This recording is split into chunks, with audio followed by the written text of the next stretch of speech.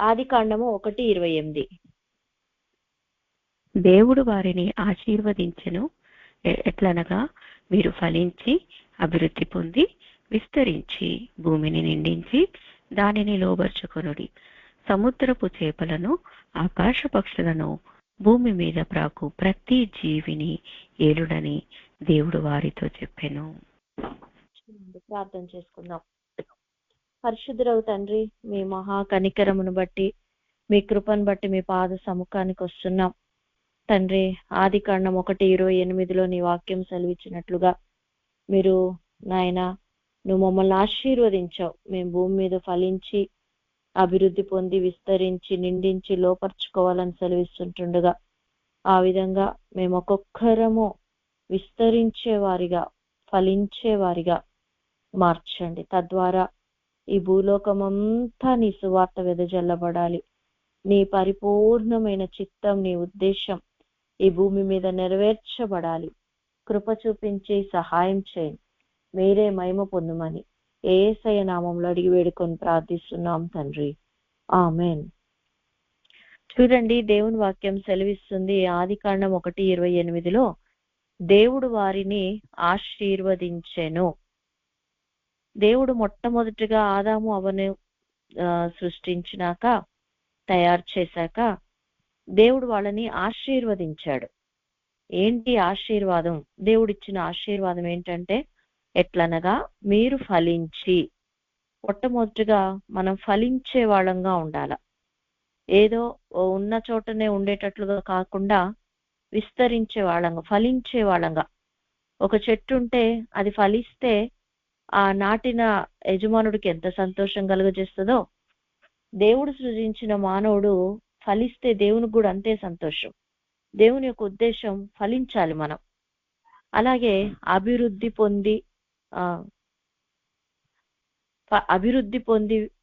పొందాల. ఫలించి అభివృద్ధి పొంది మళ్ళా విస్తరించి భూమిని నిండించి దానిని లోపర్చుకొనుడి. ఫలించే వాళ్ళంగా, అభివృద్ధి పొందే వాళ్ళంగా, అలాగే విస్తరించి భూమిని నిండించి లోపర్చుకొనుడి. సముద్రపు చేపలను, ఆకాశ పక్షులను, భూమి మీద ప్రాకు ప్రతి జీవిని ఏలుడని దేవుడు వారితో చెప్పాను. ఆ విధంగా భూమినంతా నిండించుకునే వాళ్ళంగా దేవుడు అసలు మనిషి యొక్క బెదురు భూమి మీద ఉన్న ప్రతి జంతువుకి ఇచ్చాడండి. అందుకే భూమిని మనం నిండించి మానవుడికి ఒక హక్కు ఇచ్చాడు ఈ భూమి మీద. ఏంటి? సముద్రపు చేపలను. సముద్రం అంటే ఈ లోకంలో చేపలు ఎన్ని ఉంటాయండి. చేపలంటే ప్రతి మానవుణ్ణి మనం ఈ దినాన దేవుని యొక్క రాజ్య నివాసులుగా మనం మార్చటానికి. అందుకే పేతురుతో యేసుప్రభు అంటారు, నేను నిన్ను నా వెంబడిరా, నేను నిన్ను మనుష్యులను పట్టు జాలరిగా చేస్తానన్నాడు. మనం మనుష్యులను బట్టే జాలరిగా ఉండాల. అలాగా సముద్రపు చేపలను, ఆకాశ పక్షులను. పక్షులు ఆకాశంలో ఎగురుతూ ఉంటాయి, అవి అందవు. అలాగా పక్షులను, భూమి మీద ప్రాకు ప్రతి జీవిని, ప్రాకే ప్రతి జీవి ఏలే వాళ్ళంగా ఉండాలని దేవుని వాక్యం సెలవిస్తుంది. కనుక మనం ఫలించితే, ఎప్పుడైతే మనం అట్లాగా ఫలిస్తామో, అభివృద్ధి పొందుతామో, విస్తరిస్తామో, దేవుడు వాక్యం సెలవిస్తుంది. ఇర్మియా గ్రంథం 30వ అధ్యాయము 16వ వచనం చదువుదాం. ఇర్మియా 30:16. 30:16 గనక చూస్తే, నిన్ను మృంగు వారందరూ మృంగివేయబడుదురు, నిన్ను బాధించు వారందరూ ఎవడునూ తప్పకుండా చెరలోనికి పోవును, నిన్ను దోచుకొని వారు దోపుడు సొమ్మగుదురు, నిన్ను అపహరించు వారినందరినీ దోపుడు సొమ్ముగా అప్పగించెదను. ఇంకా మనం 12 నుంచి చదివితే, యెహోవా ఇలాగు సెలవిచ్చుచున్నాడు, నీ వ్యాధి ఘోరమైంది, నీ గాయము బాధాకరమైనది. నీ పాపములు విస్తరింపగా శత్రువు కొట్టినట్లు నీ గొప్ప దోషమును బట్టి నేను కఠిన శిక్ష వేసి నిన్ను గాయపరిచి ఉన్నాను. కాగా నీ పక్షమున వ్యాజ్యమాడు వాడెవడునూ లేడు, నీ గాయములకు చికిత్స చేయతగిన మందు నీకు లేదు. నీ స్నేహితులందరూ నిన్ను మరచి ఉన్నారు, వారు నిన్ను గూర్చి విచారింపరు. నీ గాయం చేత నీవు అరచితివేమి? నీకు కలిగిన నొప్పి నివారణ కాదు. నీ పాపములు విస్తరించినందున నీ దోషమును బట్టి నేను నిన్ను ఇలాగూ చేయుచున్నాను. నిన్ను మృంగు వారందరూ మృంగివేయబడుదురు. చూసారా, అసలు ఎందుకు నేను ఇలా ఒంటరైపోతున్నాను? అసలు నా గాయానికి చికిత్స చేయతగిన మందే లేదు. నా స్నేహితులు కూడా నన్ను మర్చిపోయే పరిస్థితి. అసలు నేను ఎందుకు ఇంత రోజు రోజుకి ఒంటరైపోతున్నాను? దేవుడేమో ఆశీర్వదించి ఫలించి అభివృద్ధి పొంది విస్తరించి భూమిని నిండించమంటే ఈరోజు ఒంటరి జీవితం. అందరూ నిన్ను మర్చిపోయే పరిస్థితులు, గాయాలు, దెబ్బలు. ఎంత అరిచినా గాని పట్టించుకునేవాళ్ళు లేరు. గాయం బయట గాయం కంటే హృదయ గాయం, దానికి అసలు మందే లేదు. లోకంలో కూడా ఒక సామెత ఉంది, మనోవేదనకు మందు లేదంట. అట్లాగా దానికి చికిత్స తగిన మందు ఏది కూడా లేదు. నీ స్నేహితులందరూ నిన్ను మరిచి ఉన్నారు. వారు నిన్ను గురించి విచారించరు. మరి ఈ రోజు ఎందుకు నువ్వు అరుస్తున్నావు? నీ గాయాల చేత నీ పాపాలు విస్తరించి ఉన్నాయి. అసలు ఏంటి పాపం? ఒకవేళ అనుకోవచ్చు, నేనేం పాపం చేశాను యేసయ్యా? ఏం దోషం నేను చేశానంటే ఒక్కటే గుర్తుపెట్టుకోండి, దేవుడు మనల్ని చేయమన్న పని చేయకపోవటం కూడా పాపమే. సమూయేలు ప్రవక్త అంటాడు, నా మట్టుకైతే నేను ప్రార్థన చేయకపోవటం పాపం. సౌలు రాజు ఎంతగానో దేవునికి వ్యతిరేకంగా నడుస్తూ ఉంటే ఆ రాజుల కోసం, ఇశ్రాయేలు ప్రజల కోసం, మనుషుల కోసం దేవుడు వాళ్ళని కరెక్ట్ పరిపాలనలోకి నడిపించడానికి సమూయేలు ప్రవక్త అన్నిటితో దేవుని సముఖంలో ప్రార్థన చేస్తున్నాడు. ప్రార్థన చేయకపోవడం కూడా పాపమే. వాక్యం చెప్తుంది, మేలు చేయటం నీకు చేతనైనప్పుడు పొందతగిన వానికి చేయకుండా వెనుక తీయటం కూడా పాపమే. నీ సహోదరుడు బాధల్లో కష్టాల్లో ఉంటే పట్టించుకోకుండా వెళ్ళిపోవటం కూడా పాపమే. నా మటికి నేను ఫలిస్తాను, అభివృద్ధి పొందుతాను, విస్తరిస్తాను, ఆస్తిలో విస్తరిస్తాను, ఐశ్వర్యంలో విస్తరిస్తాను, నా కుటుంబంలో విస్తరిస్తాను, నా మటికి నేను బాగా ఉంటాను, మేమందరం బాగుంటాం, నేను నా కుటుంబ సభ్యులందరం బాగుంటాం, మరి ఇక ఎవరి సంగతి మాకు అవసరం లేదు అని అంటే, అందుకే చూడండి, దేవుడి యొక్క ఆలోచన బాగా జాగ్రత్తగా వినండి. దేవుని యొక్క ఆలోచన ఆదికాండం 1:28లో నువ్వు ఫలించాలి, అభివృద్ధి పొందాలి, విస్తరించాలి, భూమిని నిండించాలి. అది దేవుడి యొక్క ఆలోచన. కానీ భూమంతా విస్తరించాలి, భూమి అంతా చెదరగొట్టబడాలి, భూమి అంతటికి మీరు వెళ్ళిపోవాలి అని వాక్యం సెలవిస్తూ ఉంటే, ఇక్కడ చూడండి, ఆదికాండము 11వ అధ్యాయం. 11వ అధ్యాయం తీయండి, ఎవరన్నా చదవండి. 2వ వచనం లేకపోతే 1వ వచనం. ఆదికాండం 11:1.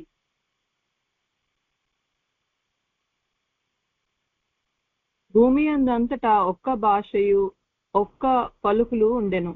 వారు తూర్పున ప్రయాణమై పోవుచుండగా షీనారు దేశము ఒక మైదానము వారికి కనబడెను. అక్కడ వారు నివసించి, ఏ దేశంలో? షీనారు దేశంలో ఒక మైదానం కనబడింది.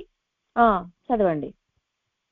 మనము ఇటుకలు చేసి బాగుగా కాల్చుదుము రండని ఒకనితోనొకడు మాట్లాడుకొనిరి.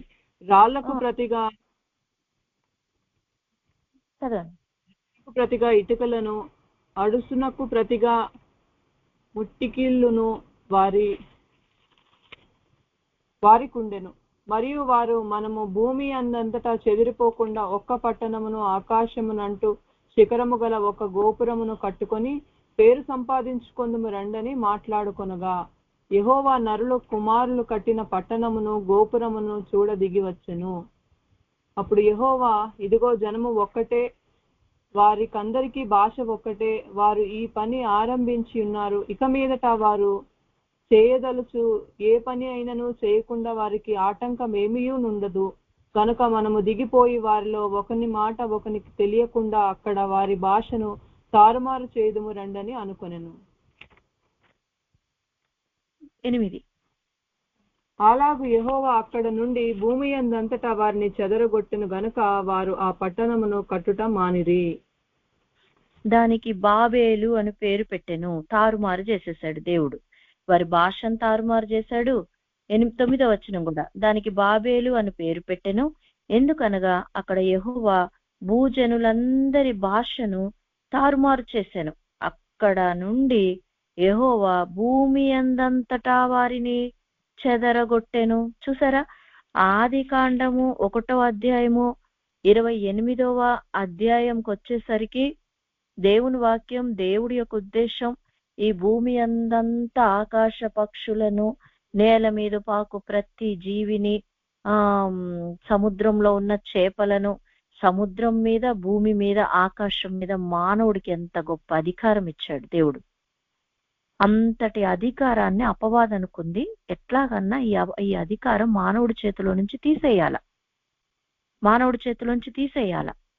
చూడండి, అందుకే ఇక్కడ ఆ నోవాహు జల ప్రళయం తర్వాత, ఆ నోవాహుకు పుట్టిన తర్వాత ఆ సంతానంలో ఒకడిని రేపి అపవాది, అతనిలో నుంచి దేవుని చిత్తానికి వ్యతిరేకంగా, దేవుని యొక్క ఆలోచనలకు వ్యతిరేకంగా అందరం ఒకచోటే ఉందాం, దేవుడేం భూమి అంతా విస్తరించమంటే లేదు లేదు లేదు మనం విస్తరించొద్దు, మనం ఒకే చోటు ఉందాం, ఫలించమంటే ఫలించడం ఎందుకు, అంతా ఒకటే భాష, ఒకటే మాట, ఒకటే పలుకు, అంత ఒక్క చోటే ఉందాం. దేవుని చిత్తానికి వ్యతిరేకంగా, భూమి అందంతటా చెదరగొట్టబడాలి అన్న చిత్తానికి వ్యతిరేకంగా ఒకే చోట మరలా మేము ఒక చోట కట్టుకుందాము. అదే దేశము షీనార్ దేశం, బాబేల్ అన్నమాట.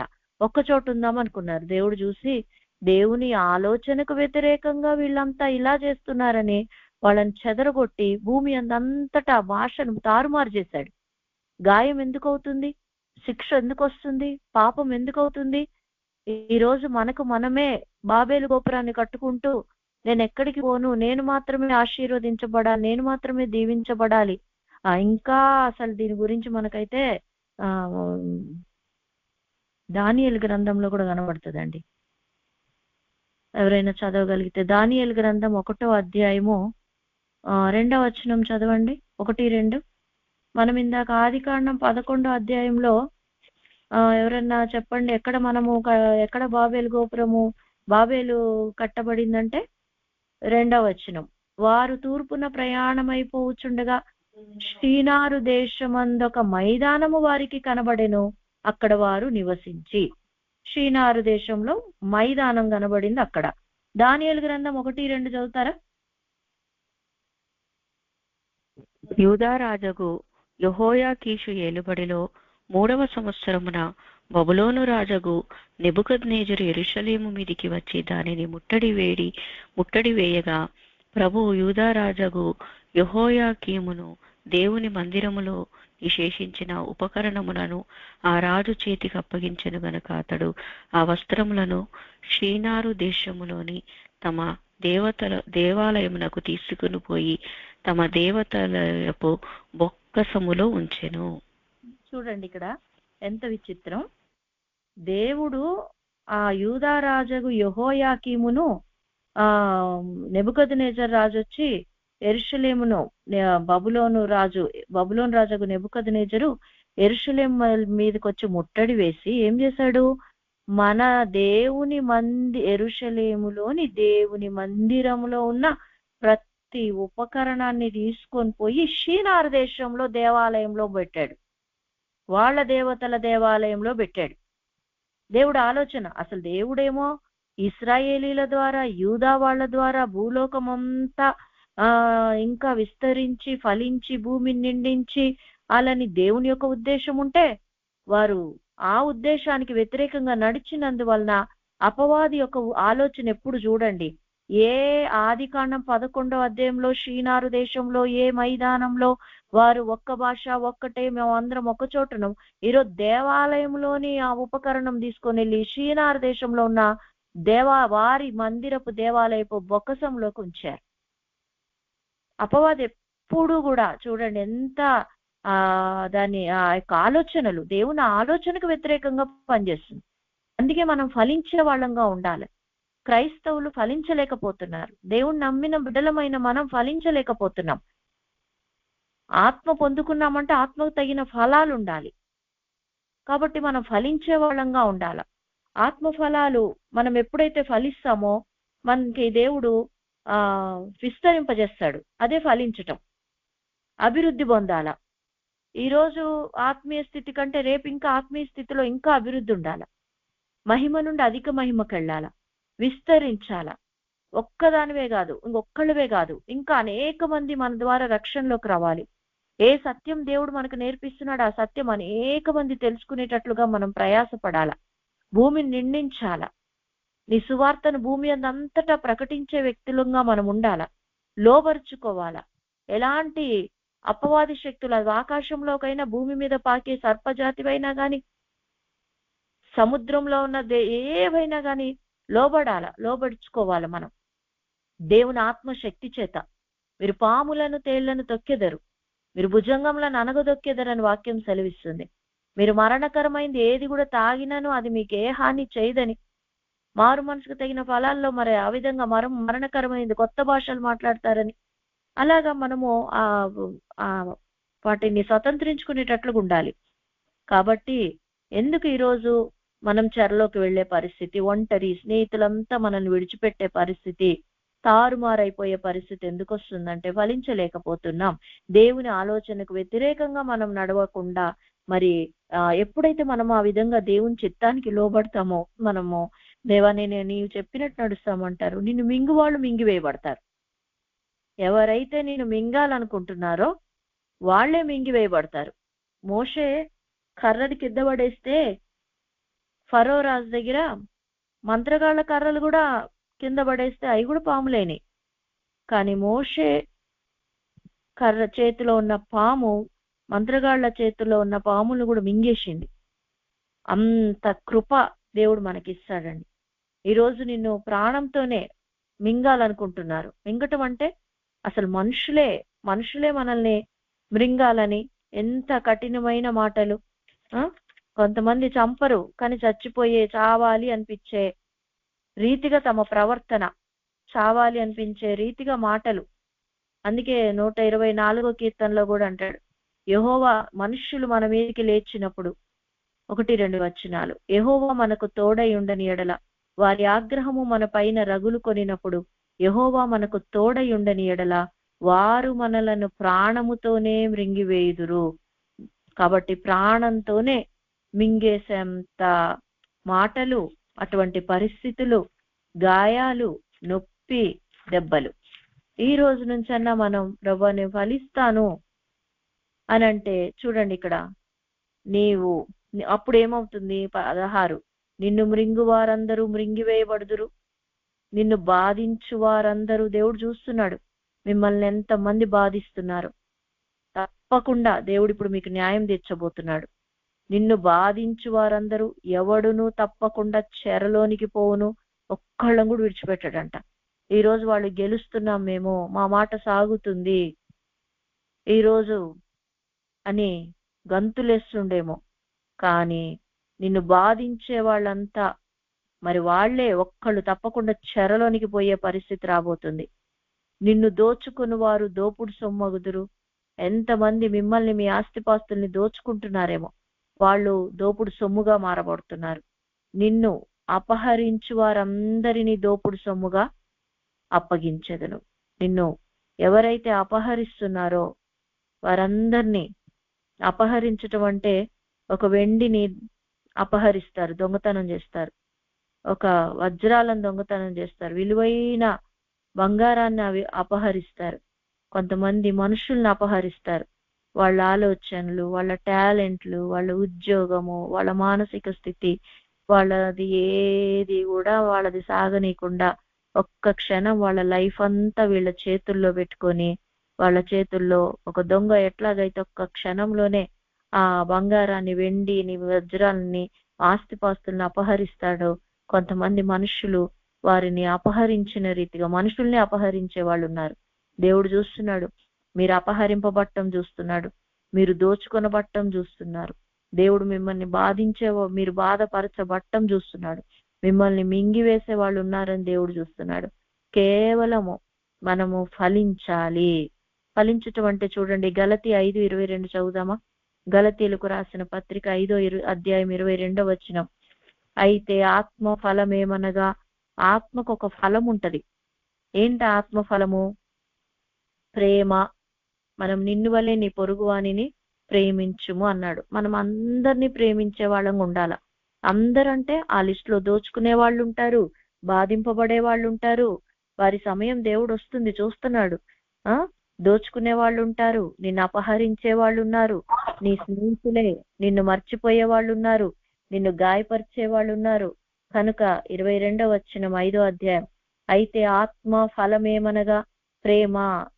కాబట్టి మనం ఫలించాలి. బాగా ఆలోచించండి. దేవుని యొక్క ఉద్దేశం, దేవుడు మనల్ని ఆశీర్వదించేశాడు. ఇంకా దేవా నన్ను ఆశీర్వదించు అంటానికి లేదు. దేవుడు మనల్ని ఆశీర్వదించాడు. కానీ ఈ ఆశీర్వాదాలన్నీ మన మీదకి ఎప్పుడు వస్తాయంటే ఫలించినప్పుడు. ఫలించటం అంటే అర్థం ఏంటి అంటే ప్రేమ. ప్రేమ అన్నిటినీ కప్పుతుంది, ప్రేమ అన్నిటినీ ఓర్చుకుంటది. ప్రేమ, ఆ ప్రేమ ఉంటే చాలండి. అయ్యో ఎంతమంది ఇలాంటి పరిస్థితిలో ఉన్నారు అని ఒక వేదన, ఒక బాధ. అలాగే సంతోషం. సంతోషం కూడా ఒక ఆత్మఫలం. కొంతమంది ఎప్పుడు తమ సమస్యలను బట్టి ఎప్పుడు కుంగిపోయిన రీతిగానే ఉంటారు. సంతోషం ఎప్పుడు వస్తుందంటే మన జీవితంలో అది లేకపోవచ్చు, కానీ దేవుడు నాకు ఇస్తాడు. ఖచ్చితంగా నేను ఈ రోజు ఉన్నట్టు రేపు ఉండను. ఎంతమంది అన్నా నన్ను దోచుకొని, ఎంతమంది అన్నా నన్ను అపహరించని, ఎంతమంది అన్నా నా ఏ పరిస్థితులన్నా రానివ్వండి, అవన్నిటి నుంచి దేవుడు తప్పకుండా నన్ను ఒక రోజు విడిపిస్తాడన్న విశ్వాసంతో సంతోషంగా ఉంటమే. ఏంటి నీ సంతోషం? ఇన్ని కష్టాలు వచ్చినా నువ్వు ఎందుకు ఇంత సంతోషిస్తున్నావు అంటే, మా విమోచకుడు సజీవుడు, నన్ను విడిపించే దేవుడు సజీవుడు. ఈ రోజు నన్ను దోచుకోబడ్డానేమో, అపహరింపబడ్డానేమో, గాయపరచబడ్డానేమో, ఒక రోజు రాబోతుంది నన్ను దేవుడు విడిపిస్తాడు. నన్ను ఈరోజు మింగుతున్నారేమో, ఈరోజు మాటలు అంటున్నారేమో, కానీ ఒక రోజు వస్తుంది దేవుడు వాళ్ళని మింగేయబోతున్నాడు, నేను కాదు. దేవుడు కోపము, ఉగ్రత ఒక దినాన రాబోతుంది, భయపడకండి. కానీ మనం ఆత్మీయంగా ఫలించాల. సమాధానం, అందరితో సమాధానంగా ఉండాల, దేవునితో సమాధాన పడాల, మనుషులతో సమాధాన పడాల. దీర్ఘ శాంతం. మీరు ఓర్చుకుంటున్నాం నిజమే, కానీ ఆ శాంతం ఎంత శాంతంగా ఉంటే అంత ఎక్కువ విసిగిస్తారు. బాగా తిట్టే వాళ్ళని ఎవరేమనరు, కానీ ఓర్చుకుంటూ మౌనంగా ఉంటారు చూడండి, వాళ్ళని ఇంకా ఇంకా ఇంకా ఇంకా అనిచే అప్పుడు అనిపిస్తుంది, నేను ఇంత ఓపికగా ఉంటే ఇంకా అంటున్నారని. ఇక కోపం ఆగదు. కానీ ఆ ఒక్క సెకండ్ కనుక నువ్వు అంచుకోగలిగితే దీర్ఘ శాంతం అంటారు. దయాళుత్వము. దయాళులను అప్పిచ్చువారును భాగ్యవంతులు. నిన్నటి దాకా నువ్వు చేస్తూనే ఉన్నావేమో ఎవరో ఒకరికి సహాయం, కానీ ఇంకా ఇంకా కొంచెం పుష్ చేయాల, ఇంకా ఇస్తూనే ఉండాల, ఆ దయాళుత్వం చూపిస్తూనే ఉండాల. ఉదయమున విత్తము, సాయంకాలమున వెనుక తీయక విత్తుము. పొద్దు నుంచి విత్తనాలు విత్తుతూనే ఉన్నావేమో, ఇంకా ఓపిక అయిపోయిందేమో, అయినా ఏదో సాయంకాలం కొంచెమే భూమి ఉంది, కొన్నే విత్తనాలు ఉన్నాయి. ఎవరికైనా కానీ ఫస్ట్ ఉన్నంత హుషారు లాస్ట్ లో ఉండదు. పని ప్రారంభించినప్పుడు ఓపిక అయిపోతా ఉంటది, నీరసం వస్తా ఉంటది, ఇంకా కొంచెం భూమి ఉంటది. పిండొంటలు చేసేటప్పుడు ఫస్ట్ లో బాగా చేస్తారు, లాస్ట్కి వచ్చేసరికి ఇంకెంత పిండి ఉంది, ఇంకెంత పిండి ఉంది, ఇంకెంత పిండి ఉంది. వంట చేసేటప్పుడు ఇంకెప్పుడు ఆపేస్తాం అన్నట్టుగా అలాగా అనిపిస్తుంది. కానీ ఆ టైంలోనే ఇంకా దయాళత్వం, మంచితనం, మనం మంచి వారికి దేవుడు మేలు చేస్తాడు, కానీ అందరి ఎడల మంచితనమే కనపరచాలి. విశ్వాసం. ఈరోజు నీకు మింగే వాళ్ళున్నా, బాధించే వాళ్ళున్నా, అపహరించే వాళ్ళున్నా, గాయపరిచే వాళ్ళున్నా, నా దేవుడు నేను గనక ఆయన దేవుడు చెప్పిన మార్గంలో నడిస్తే నన్ను మింగే వాళ్ళు ఒక రోజు మింగివేయబడతారు, దోచుకోబడతారు. గనక నేను మాత్రం దేవుని అడుగుజాడల్లోనే నడుస్తానన్న ఒక విశ్వాసం. మోషే పెద్దవాడై ఉండినప్పుడు విశ్వాసమును బట్టి అని అంటాడు. అబ్రహాము విశ్వాసమును బట్టి నిలవరమైన పట్టణం మాకిక లేదు, మేము అసలు నిజంగా నివసించే పట్టణం పరలోకం. దూరం నుంచి దేవునికి వందనాలు చేసి వాళ్ళు ఈ భూమి మీద మౌనంగా ఉన్నారు, ఓపిగ్గా ఉన్నారు, విశ్వాసంతో ఉన్నారు. సాత్వికము. యేసుప్రభు చూడండి, గుర్రం ఎక్కాల్సిన యేసుప్రభు గాడిదెక్కొచ్చాడు. సాత్వికులు ధన్యులు, వారు భూలోకాన్ని స్వతంత్రించుకుంటారు. జకర్యా గ్రంథంలో ఇదిగో నీ రాజు దీనుడై గాడిద పిల్ల ఎక్కి వస్తున్నాడు అన్నాడు. ఉల్లసించండి, సంతోషించండి. అట్లా యేసు ప్రభు ఎంత సాత్వికంగా ఉన్నాడో మనం కూడా అంతే సాత్వికంగా ఉండాలి. ఆఖరిది ఆశ నిగ్రహం, కానీ ఇదే ఎక్కువ ఇంపార్టెంట్. అది లేకపోవటం మూలానే, ఆశపడింది నిగ్రహించుకునే శక్తి లేకపోవటం మూలానే ఆదాము అవ్వలు మరి ఆ ఏదైనా తోటలో నుంచి బయటికి గెంటివేయబడ్డారు, తినకూడదన్న పండు తిన్నందు మూలాన. ఆశను నిగ్రహించుకోలేకపోయారు. మనం ఫలించి అభివృద్ధి పొంది విస్తరించి ఫలించాల, ప్రేమలో ఫలించాలి, సంతోషంలో ఫలించాలి, సమాధానంలో ఫలించాలి, దీర్ఘశాంతం ఫలించాలి, దయాళుత్వంలో ఫలించాలి, మంచితనంలో ఫలించాలి, విశ్వాసంలో ఫలించాలి, సాత్వికంలో ఫలించాలి, ఆశ నిగ్రహంలో ఫలించాలి. ఇదే ఫలిస్తా ఉంటే ఎంత గొప్ప అభివృద్ధిలోకి దేవుడు మనల్ని తీసుకొని వెళ్తాడు. కాబట్టి యెషయా గ్రంథం 45వ అధ్యాయము 1వ వచనం చదువుదాం. యెషయా 45:1. ఎప్పుడైతే మనం ఇట్లా ఉంటామో దేవుడు ఒక గొప్ప కార్యం చేయబోతున్నాడు. ఈ రోజు ఈ వాక్యం వింటున్న ప్రతి ఒక్కళ్ళను దేవుడు ఎంత గొప్ప కార్యం. 45:1 యెషయా. అతని పక్షమున జనములను జయించుటకు నేను అతని కుడి చేతిని పట్టుకొని ఉన్నాను. నేను రాజుల నడికట్టు విప్పెదను, ద్వారములు అతని ఎదుట వేయబడకుండా తలుపులు తీసేదను అని యెహోవా తాను అభిషేకించిన కోరేషును గూర్చిన సెలవిచ్చుచున్నాడు. ఈ వాక్యం వింటున్న వాళ్ళంతా కోరేష్లే. దేవుడు అసలు ఇప్పుడు గనక మనం ఫలిస్తే, దేవా ఆది కాండంలో ఎంతో మంది ఇలా ఫలించక నీ చిత్తానికి వ్యతిరేకంగా నడిచారు, కానీ నేను మాత్రం ఇదిగో ఆశీర్వదింపబడాలి, ఖచ్చితంగా ప్రభా నేను ఫలిస్తాను, జయిస్తాను, ఓర్చుకుంటాను అని చెప్పి గనక తీర్మానం చేస్తే దేవుడు అంటున్నాడు, నేను నీ కుడి చేతిని పట్టుకున్నా, రాజుల నడికట్లను నేను విప్పేదను, మీ ద్వారా రాజులు మారబోతున్నారు, ద్వారములు అతని ఎదుట వేయబడకుండా తలుపులు తీయబడును. అంటే ఏ ప్రార్థన చేసినా ఆ ప్రార్థనకు దేవుడు జవాబు ఇవ్వబోతున్నాడు. ప్రభా ఇదిగో ఈమెకు కడుపు నొప్పి తగ్గించు అంటే దేవుడు ఆమేన్ అనే దేవుడు. దేవా ఈమె జీవితంలో ఇలాంటి సమస్యలు ఉన్నాయి అని మనం ఏ ప్రార్థన చేసినా దేవుడు కాదు అనకుండా, భూమి మీద మీరు వేటిని బంధిస్తే దేవుడు అది బంధిస్తా అంటున్నాడు, వేటిని విప్పితే అది విప్పుతా అంటున్నాడు. ద్వారములు అతని ఎదుట వేయబడకుండా తలుపులు తీయబడును. దేవుడు ఎప్పుడు మన కొరకు తలుపులు తీసి ఉంచుతా అంటున్నాడు. నువ్వు అర్ధరాత్రి వచ్చినా, అపరాత్రి వచ్చినా, పగలొచ్చినా, రాత్రి వచ్చినా, ఏ సమయం వచ్చినా నీ ప్రార్థన దేవుని దృష్టికి ఎంతో విలువైందిగా మారుతుంది. ఎంత మంది ఉన్నా గానీ మనం గనక ఎప్పుడైతే ఫలించి అభివృద్ధి పొంది విస్తరించడానికి తీర్మానం చేసి, ప్రభా వాళ్ళ కోసం ప్రార్థన చేస్తున్నాం, ప్రభా వీళ్ళ కోసం ప్రార్థన చేస్తున్నాం, ఇదిగో పలానా సిస్టర్ కోసం ప్రార్థన చేస్తున్నాం, పలానా బ్రదర్ కోసం ప్రార్థన చేస్తున్నాం, ఏదో మనం కూర్చొనే ప్రార్థన చేయక్కర్లేదు. ఇప్పుడు మనము రోజంతా వాళ్ళ కోసం వీళ్ళ కోసం, నీకు ఒక ఫోన్ చేసిన వాళ్ళ కోసం, దేవుడు చూపించిన వాళ్ళ కోసం మనం ప్రార్థన చేస్తా ఉంటే ప్రార్థనలో ఉన్నట్టే మనమండి. కాబట్టి మనము అలాంటి ప్రార్థన, రాజుల నడికట్లను దేవుడు విప్పుతానంటున్నాడు, తలుపులు వేయబడకుండా దేవుడు ద్వారాలు తెరుస్తా అంటున్నాడు. దేవుడు మనల్ని అభిషేకించాడు. కాబట్టి ఖచ్చితంగా దేవుడు వారి గురించి చెప్తున్నాడు, నిన్ను మింగివేయవారు మింగివేయబడబోతున్నారు, దోచుకున్న వారు దోచుకోబడబోతున్నారు, దేవుడు నువ్వు అపహరించిన వారు చెరలోకి వెళ్ళబోతున్నారు. ఒక గొప్ప కార్యం ఒక్కళ్ళం కూడా విడవకుండా దేవుడు ఎంతగా ప్రతి ఒక్కళ్ళ కుడి చేయి పట్టుకున్నాడు. మీరెంత ఒంటరైపోతున్నారో దేవుడు చూస్తున్నాడు. అసలు ఎంతటి పరిస్థితులు మీరు ఒక్కొక్కళ్ళు అందరూ మర్చిపోయారంట, అందరూ ఒంటరి వారిని చేశారంట, మీరు నమ్మినోళ్ళు కూడా మిమ్మల్ని మోసం చేస్తున్నారట. అసలు మీకు కలిగిన గాయాలు ఎంతో భయంకరంగా ఉన్నవి. దేవుడు వింటున్నాడు ఆ గాయాల చేత అరవటం. కాబట్టి ఎంత దేవుని యొక్క ఆలోచన మనం నెరవేర్చే వాళ్ళంగా ఉండాలి.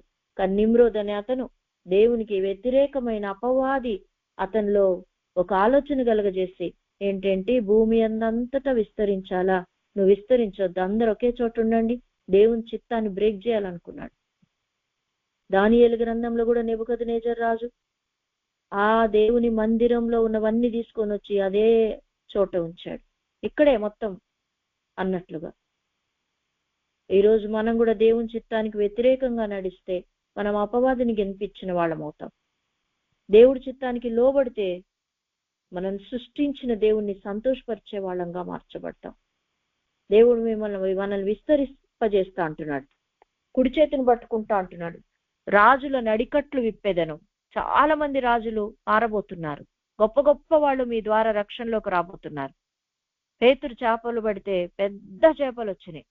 అట్లాంటి గొప్ప గొప్ప వాళ్ళు, ఒక చిన్న పాప సువార్త చెప్తే పాల్ యాంగిచో గారు రక్షణలోకి వచ్చారు. అతని ద్వారా ఆ కొరియా దేశం ఎంత కదిలింపబడింది, ఎంత గొప్ప రాజుల నడికట్లు విప్పబడ్డాయి.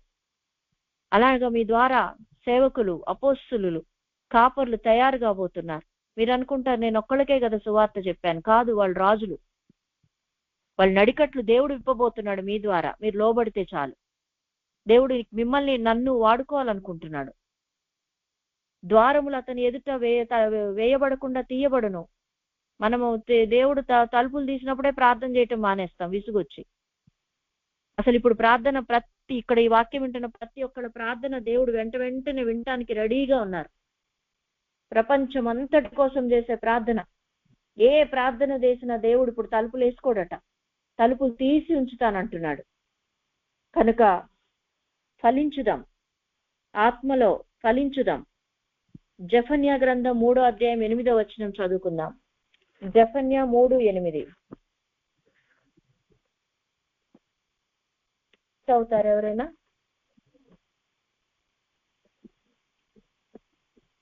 జెఫన్యా గ్రంథం 3వ అధ్యాయము 8వ వచనం.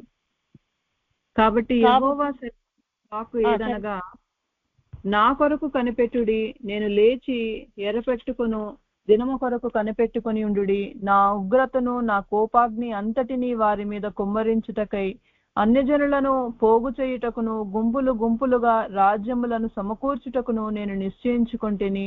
నా రోషాగ్ని చేత భూమి అందంతయు కాలిపోవును. అయిపోయిందిగా. అసలు దేవుడు ఇప్పుడు జోక్యం చేసుకోబోతున్నాడు. రాజ్యాలు కదిలింపబడబోతున్నాయి. దేవుడు తన ప్రజలను దోచుకున్నారు ఇంతకాలం, అపహరించారు ఇంతకాలం, దేవుని ప్రజలను ఇబ్బందులు పెట్టారు. ఎల్లవేళలా దేవుడు మౌనంగా ఉంటాడని అనుకోకండి. ఈ రోజు ఈ వాక్యం వింటున్న వాళ్ళు, మీరు ఎంతటి పరిస్థితిలో ఉన్న దేవుడు తన ఉగ్రతను, తన రోషాగ్నిని తీర్చుకోవటానికి లేవబోతున్నాడు. మనం మాత్రం పరిపూర్ణంగా దేవుడి చిత్తం జరిగిద్దాం, అభివృద్ధి పొందుదాం, విస్తరించుదాం. ఇక్కడ అంటున్నాడు, యెహోవా సెలవిచ్చిన వాక్కు ఏదనగా, నా కొరకు కనిపెట్టుకొనుడి. మనం దేవుని కొరకు కనిపెట్టుకుందాం. మౌనంగా కనిపెట్టుకోవటం అంటే ఎంత, మీకా గ్రంథం 7:7 ఉంటది, చదువుతారా? మీకా 7:7. అయినను యెహోవా కొరకు 7:7. నీకెంత మనశ్శాంతి పోయినా, కుటుంబంలో ఎవరిని నిన్ను నిర్లక్ష్యం చేసినా, మీకా 7:7. అయినను యెహోవా కొరకు నేను ఎదురు చూచెదను, రక్షణకర్తయగు నా దేవుని కొరకు నేను కనిపెట్టుకుని ఉందును. నా దేవుడు నా ప్రార్థన ఆలకించును. ఇప్పుడు ప్రార్థన ఆలకిస్తాడు. ఎందుకంటే 6వ వచనం చదువుతారా? కుమారుడు తండ్రిని నిర్లక్ష్య పెట్టుచున్నాడు, కుమార్తె తల్లి మీదకిని, కోడలు అత్త మీదకిని లేచెదరు, ఎవరి ఇంటి వారు వారికే విరోధులగుదురు. చూసారా ఎంతగా అందరు లేవటమే, మనశ్శాంతి ఉంటలేదు ఇళ్లల్లో. ఎవరు చూసినా గాని స్నేహితులందరూ మర్చిపోయారు, మింగేవాళ్లే. ఎవరు చూసినా గాని వాళ్ళు మీదకి లేచేవాళ్లే. ఇప్పుడు ఈ రోజు ఇక్కడ ఉన్న వాళ్ళు అదే పరిస్థితిని ఎదుర్కొంటున్నారు. భయపడకండి. మనం మాత్రం దేవుడు చెప్పిన మార్గంలో నడుస్తూ పోతే ఒక రోజున విజయమే. దేవుని వాక్యం సెలవిస్తుంది. చాలా మంది అనుకుంటున్నారు క్రైస్తవులను ఎంత హింసించినా గానీ ఏం కాదు, వాళ్ళు ఎప్పుడు ఇక పారిపోయే వాళ్ళే, వాళ్ళు ఎప్పుడు కూడా ఇక అంతే అని. కాదు కాదు కాదు, దేవుడు ఇప్పుడు కాబట్టి యెహోవా వాక్కు సెలవిచ్చు వాక్కు ఏదనగా, నా కొరకు కనిపెట్టుడి, నేను లేచి ఎర పట్టుకొను దినము కొరకు కనిపెట్టి ఉండుడి. సింహం గాని పులి గాని ఎప్పుడన్నా మీరు చూడండి, నేను సింహాన్ని పులిని ఎక్కువ చూడలేదు కానీ మా ఇంట్లో అసలు మరీ చిన్న కుక్క పిల్లండి. అదేదో పెద్ద ఆల్సేషన్ డాగ్ కాదు, అది కాదు ఇది కాదు, ఏది కాదు, మామూలు కుక్క, చిన్న కుక్క పిల్ల. ఆ పిల్ల మా దగ్గర ఒక బీరువా ఉంటే ఆ బీరువా కిందకి ఎలుక దూరింది. ఎలుక దూరితే అది గమనించింది, చూసి రాత్రి అంతా అరుస్తానే ఉండి కాసేపు అరిచింది, వెతికింది, మొత్తం కిందకు దూరింది, అటు దూరింది ఇటు దూరింది, శక్తి కొరకు ప్రయత్నం చేసింది. ఇక మేము చాలే మీకు వెళ్ళు అని చెప్పినా కానీ పోలేదు. తెల్లారి 6 గంటల వరకు రెప్ప వేయలేదు, చూస్తానే ఉంది. అసలు పడుకోలే, కనిపెట్టుకొని మౌనంగా సౌండ్స్ అన్నీ ఆపేసింది. తెల్లారేదాకా మెల్లగా, తెల్లారి 6 గంటలకు మెల్లగా అక్కడి నుంచి ఇక ఆ ఎల్లుక మెల్లగా బయటకు రాగానే ఒక్క సెకండ్ లో పట్టుకుంది. పట్టుకొని అసలు ఎంత విజయోత్సవంతో చూస్తుందంటే అసలు మేమేమనుకున్నాం, ఒక్క చిన్న కుక్క పిల్ల, ఒక చిన్న ఎలుక కోసం ఇంతసేపు కనిపెట్టుకొని అది మెల్లగా బయటికి రాగానే టక్కుమని పట్టుకుంది. నిద్ర లేదు, ఏ అన్నం తినలేదు, అసలు అక్కడి నుంచి కదలలేదు. ఎంత లాగినా కదలకుండా అలా చేస్తే నిజంగా మనల్ని రక్షించడానికి దేవుడు అంటున్నాడు, బాధపడకండి, ఇదిగో నేను కనిపెట్టుకుంటున్నాను, నా వెనుకుండండి, మౌనంగా ఉండండి, కదలకండి, మీరేం బాధపడకండి, సంతోషంగా ఉండండి, దీర్ఘశాంతంతో ఉండండి, దయాళత్వంతో ఉండండి, మంచితనంతో ఉండండి, ఆశా నిగ్రహంతో ఉండండి. నేను నీ చేయి పట్టుకున్నాను, నీ ద్వారా నేను రాజుల నడికట్లు విప్పబోతున్నాను, నీ ఎదుట నేను నా తలుపులు తీయబోతున్నాను, ప్రతి ప్రార్థన నేను వినబోతున్నాను. నా కొరకు కనిపెట్టుకోండి, నా కొరకు కనిపెట్టుకోండి. అయినను యెహోవా కొరకు ఎంత మనశ్శాంతి లేకపోయినా, ఎంత గాయమైనా, ఎంత నీ గాయం చేత అరుస్తున్నా, నీ స్నేహితులందరూ నిన్ను మర్చిపోయినా, నిన్ను హేళన చేస్తున్నా సరే, నా కొరకు కనిపెట్టుకునుడి. ఆయన కనిపెట్టుకుంటున్నాడు. ఇప్పుడు మనం కూడా కనిపెట్టుకోవాలి. దేవుడు కనిపెట్టుకుంటే ఇంకెట్లుంటుందో తెలుసా? ఇదిగో చూడండి, చదవండి. నేను లేచి ఎర పట్టుకొని దినము కొరకు కనిపెట్టుకొని ఉండుడి, నా ఉగ్రతను నా కోపాగ్ని అంతటిని వారి మీద కుమ్మరించుటకై అన్య జనులను పోగు చేయుదును, గుంపులు గుంపులుగా రాజ్యములను సమకూర్చుదునని నేను నిశ్చయించుకుంటుని. నా కోపాగ్ని చేత భూమి అంతయు కాలిపోవును. చూసారా, దేవుడు ఇప్పుడు కోపాగ్ని కుమ్మరించబోతున్నాడు. నిన్ను మింగిన వాళ్ళని మింగబోతున్నాడు, దోచుకున్న వాళ్ళని దోచుకోబోతున్నాడు, చెరలోకి పంపబోతున్నాడు నిన్ను గాయపరిచిన వాళ్ళని, నిన్ను అపహరించిన వాళ్ళను చెరపట్టబోతున్నాడు దేవుడు. భయపడకండి, అన్ని వేళలా ఓటమి మంది కాదు. కొద్ది ఓపిక పడితే చాలు, ఒక రోజున నిన్ను దేవుడు తల పైకెత్తబోతున్నాడు, కుడి చేయి పట్టుకున్నాడు. మీరు ఎవ్వరికి ఉంగిపోకండి, బాధపడకండి. ఎప్పుడు ఇవే సమస్యలా, ఎప్పుడు ఇవే బాధలా, ఇంకెప్పుడు నా మనసుకు మనశ్శాంతి దేవా, నీ మూలుగుల శబ్దం వింటున్నాడు దేవుడు. అప్పుడు జనులందరూ యెహోవా నామమును బట్టి ఏక మనస్కులై ఆయనను సేవించినట్లు నేను వారికి పవిత్రమైన పెదవులనిచ్చెదను. యెహోవా చెదిరిపోయిన వారై నాకు ప్రార్థన చేయు నా జనులు కూషు దేశపు నదుల అవతల నుండి నాకు నైవేద్యముగా తీసుకొని రాబోదురు. దేవుడు చాలా మంది ప్రార్థనా పరులను సమకూర్చబోతున్నాడు పవిత్రమైన పెదవులతో. నిజంగా యథార్థమైన వాళ్ళని నీ జీవితంలోకి దేవుడు దిగ వచ్చేటట్లుగా చేస్తు, నిన్ను ప్రేమించే వాళ్ళని, నిన్ను అర్థం చేసుకునే వాళ్ళని, అలాంటి వాళ్ళని నీ చుట్టూ ఉంచబోతున్నాడు దేవుడు ఇప్పటి నుంచి. నిజం, ఎంత గొప్ప కృప! పవిత్రమైన పెదవులతో యథార్థంగా, దేవాదాసురాలు దీవించు దేవా అని యథార్థంగా పవిత్రమైన పెదవులతో మన కొరకు ప్రార్థన చేసే ప్రార్థనా పరులను దేవుడు లేవనెత్తబోతున్నాడు. అంతేకాదు, చాలా దూరం నుంచి కూషు దేశపు అవతల నుంచి నైవేద్యంగా చెదిరిపోయిన వాళ్ళు రాబోతున్నారు. కాబట్టి దీనులు, దుఃఖితులను, వాళ్ళలో అబద్ధం ఉండదు. అక్కడ చూడండి 13, ఇశ్రాయేలులో మిగిలిన వారు పాపం చేయరు, అబద్ధమాడరు, కపటము గల నాలుక వారి నోట ఉండదు, ఎవ్వరి భయం లేకుండా విశ్రాంతి గలవారై అన్నపానములు పుచ్చుకొందురు. చూసారా, విశ్రాంతి ఇవ్వబోతున్నాడు దేవుడు. ఏం లేదు, మనం ఫలించే వాళ్ళంగా ఉండాలి, మనము విస్తరించే వాళ్ళంగా ఉండాలి. యోబు గ్రంథం 7వ అధ్యాయం 14వ వచనం చదువుదాం. యోబు 7:14.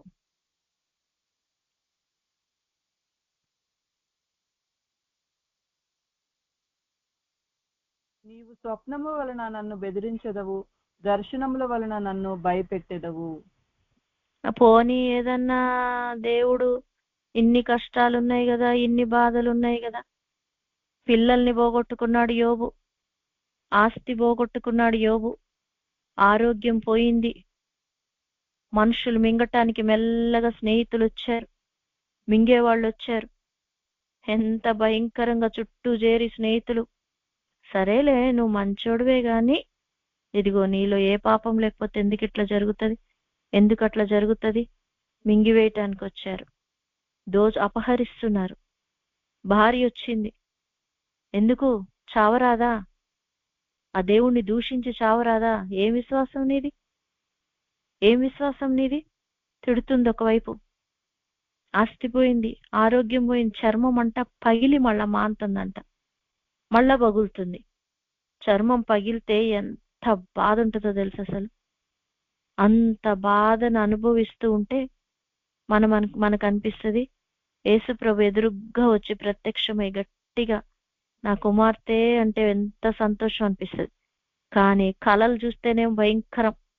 ఇంకా నీలో ఆ తప్పు ఉంది, అదిగో ఆ మచ్చ ఉంది, అదిగో అక్కడ అక్కడ ఎవరికి కనబట్ల భూతద్దంలో మాత్రమే అది కనబడుతుంది. ఇంకా నీకు ఆ తప్పు ఉంది, నువ్వు అట్లా ఇంకా మౌనంగా ఉండు.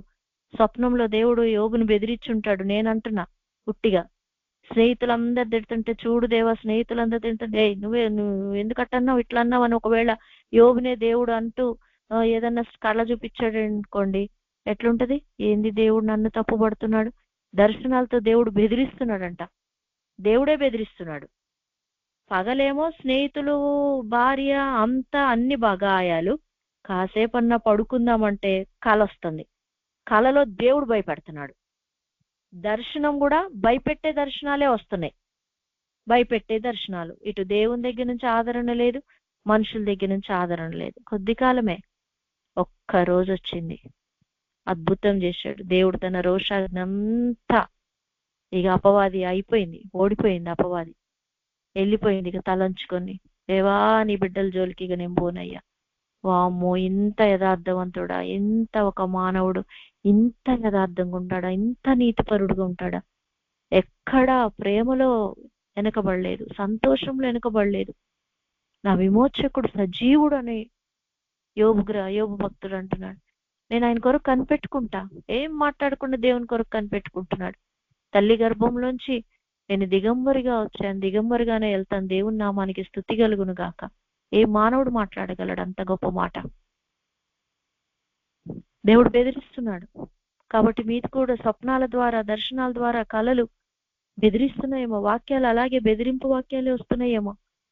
ఎందుకంటే దేవుడు ఎవరిని ఎక్కువ ప్రేమిస్తున్నాడో వాళ్ళను గద్దించి మరీ సరిచేసి ఆశీర్వదిస్తాడండి.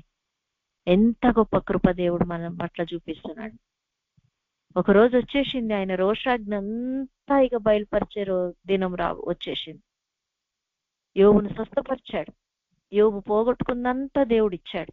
రెండంతల ఆశీర్వాదంతో దేవుడు యోబుని నిలిపి, ఆయన ఎంత నీతిపరుడో, అపవాదికి దేవునికి మధ్యలో ఏం జరిగిందో, ఎందుకు యోబు అలాంటి పరిస్థితి ఎదుర్కొన్నాడో అన్న వాళ్ళందరి నోళ్లు మూతపడేటట్టుగా దేవుడు వెలుగు వలె నీతిని, మధ్యాహ్నం వలె నిర్దోషత్వాన్ని వెల్లడి చేశాడు.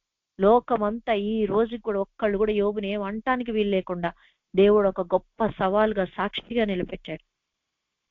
అలాగే ఇక్కడున్న వారి జీవితాల్లో కూడా దేవుడు నిలబెట్టబోతున్నాడు. భయపడకండి, కానీ మనం ఫలించాల, విస్తరించాల, భూమిని నిండించాల. మౌనంగా దేవుని పని చేసుకుంటానే పోవాలి. మౌనంగా, ఇంకా స్వప్నాలతో బెదిరిస్తున్నా దేవుడికి దూరం, దేవుడు కూడా నిన్ను దూరం పెట్టినట్టుగా అనిపిస్తుందేమో, మౌనంగా ఉన్నట్టు అనిపిస్తుందేమో. దేవుని మౌనము ఎంత గొప్ప కృపో తెలుసా? ఒక్కొక్కసారి మీకు అనిపిస్తుందేమో, ఎందుకు దేవుడు మౌనంగా ఉంటున్నాడు? ఒక అద్భుతం చేయొచ్చు కదా, ఒక్క గొప్ప కార్యం చేయొచ్చు కదా, ఒక్కసారిగా తన అద్భుతం చూపించొచ్చు కదా. కాదు, దేవుడు కనిపెట్టుకుంటున్నాడు. నేను యుక్త కాలమున కనిపెట్టుకుందును అంటున్నాడు. ఒక రోజు రాబోతుంది భక్తిహీనులకు, దుర్మార్గులకు, మింగే వాళ్ళకి, అందరికీ దేవుడు తీర్పు తీర్చబోతున్నాడు. కానీ మనం ఆయన బిడ్డలంగా, మనం ఉన్న చోటనే ఉండే వాళ్ళంగా కాకుండా దేవుడు ఆలోచనను నెరవేర్చే వాళ్ళంగా మనం ఉంటే దేవుడు ఇప్పుడు ఆశీర్వదించబోతున్నాడు. అందుకే చూడండి, తిమోతికి రాసిన మొదటి పత్రిక 6వ అధ్యాయం 11వ వచనం. తిమోతికి రాసిన మొదటి పత్రిక 6:11.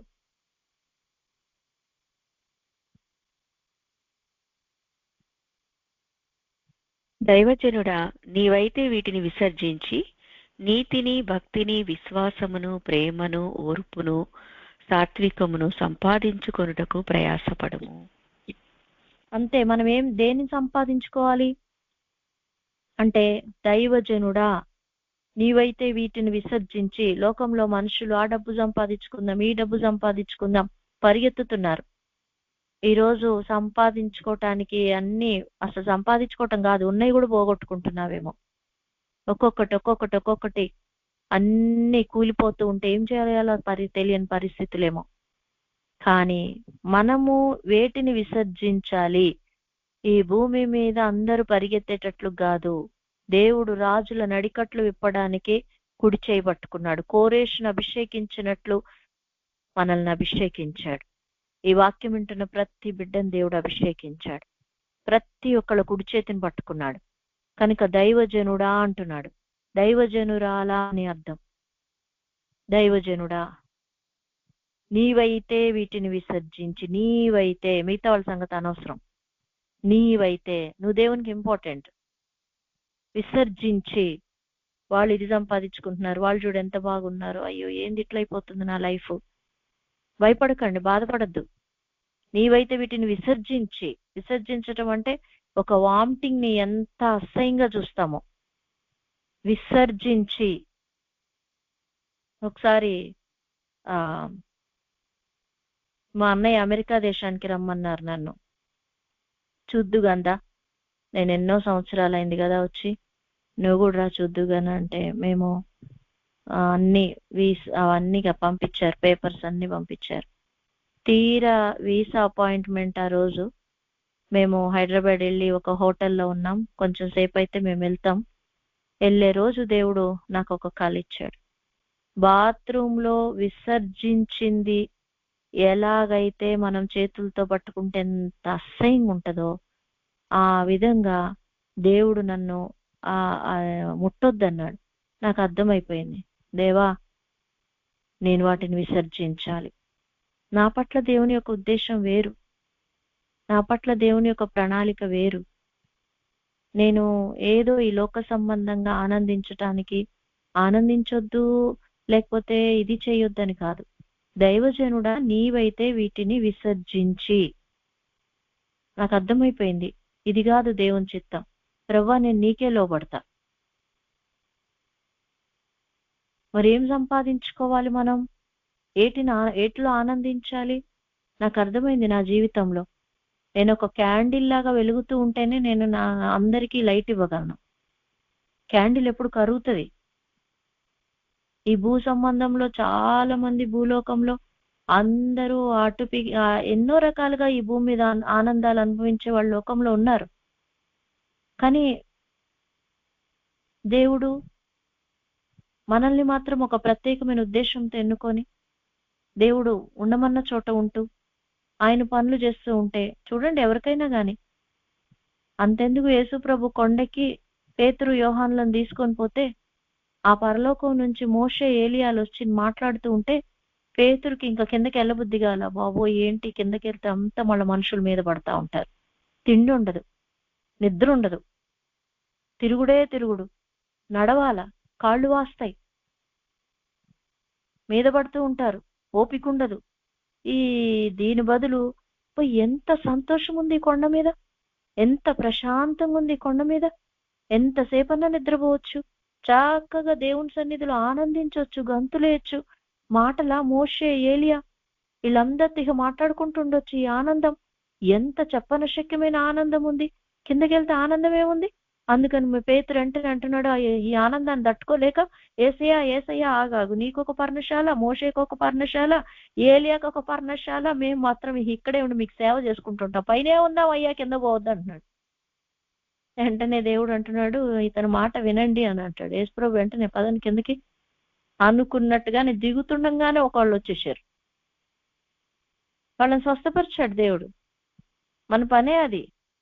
కొండ మీద ఇంకెక్కడో కూర్చొని ఉల్లాసంగా సంతోషాల్లో అనుభవించటము, లోకానుసారంగా ఉండటము, లేకపోతే అది కాదండి.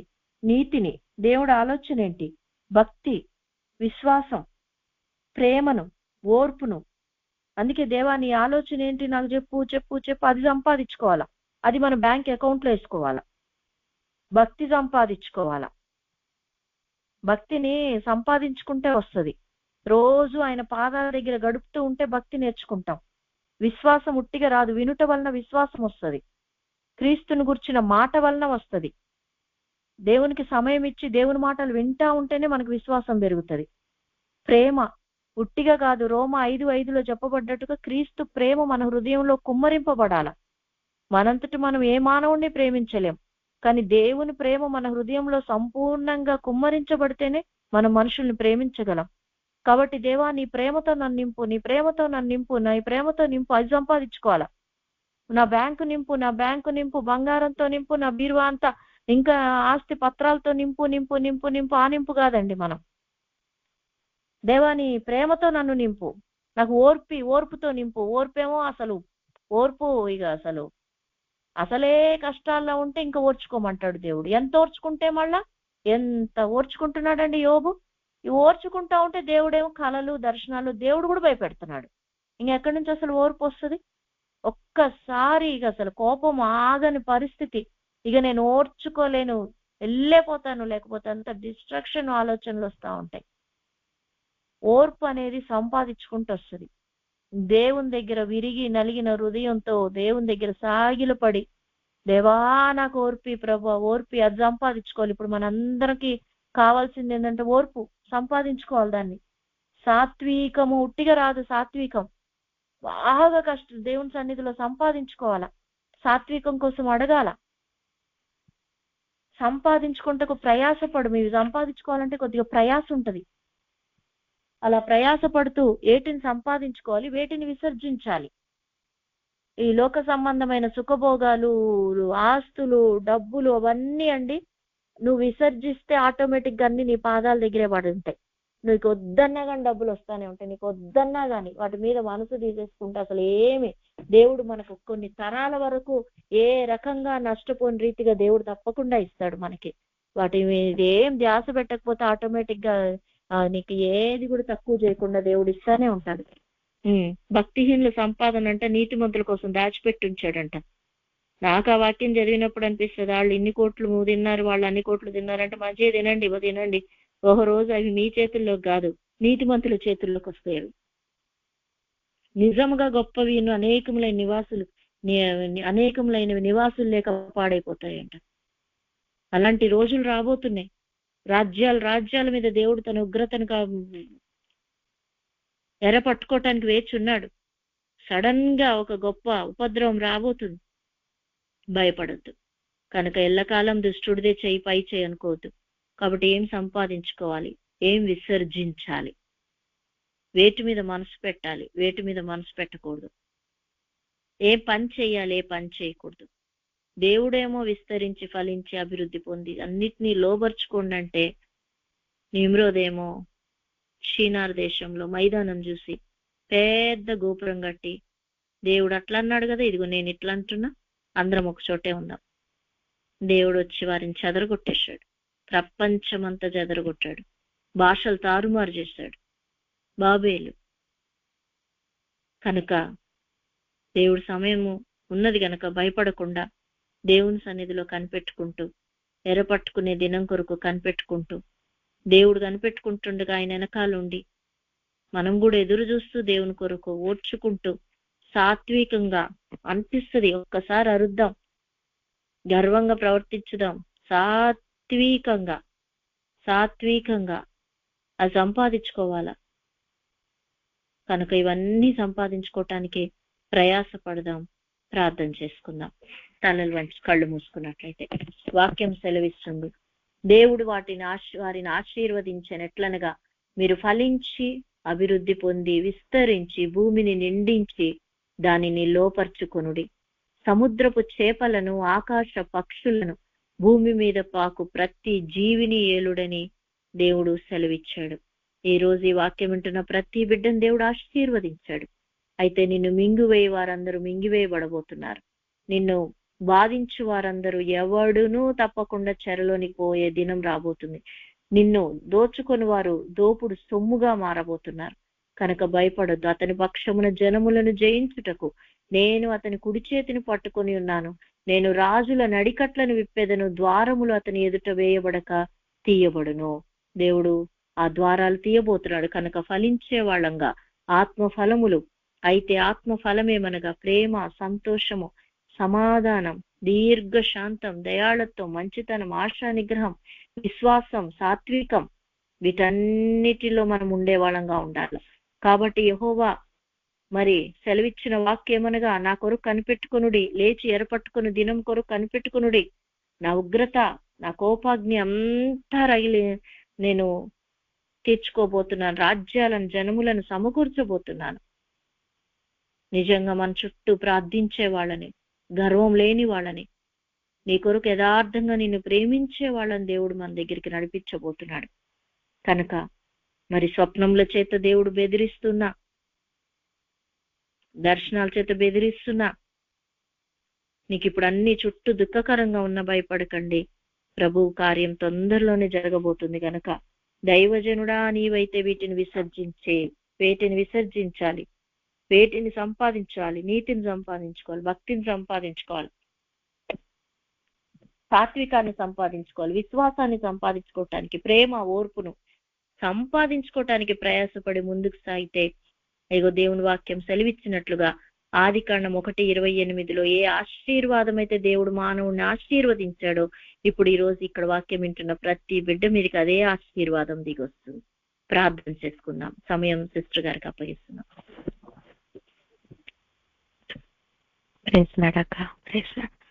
చేస్తారా సిస్టర్ ఎవరన్నా లాస్ట్ ప్రేయర్?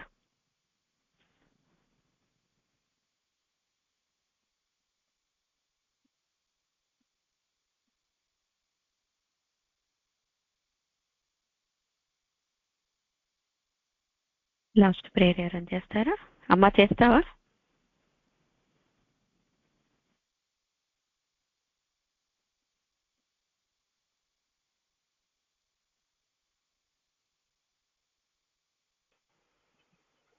అమ్మ చేస్తానమ్మా. హల్లెలూయా హల్లెలూయా హల్లెలూయా. స్తోత్రం తండ్రి, స్తోత్రం ప్రభువా, స్తోత్రం పరిశుద్ధుడా, స్తోత్రం తండ్రి, స్తోత్రం యేసయ్యా, యేసయ్యా నీకే స్తోత్రం తండ్రి, స్తోత్రం.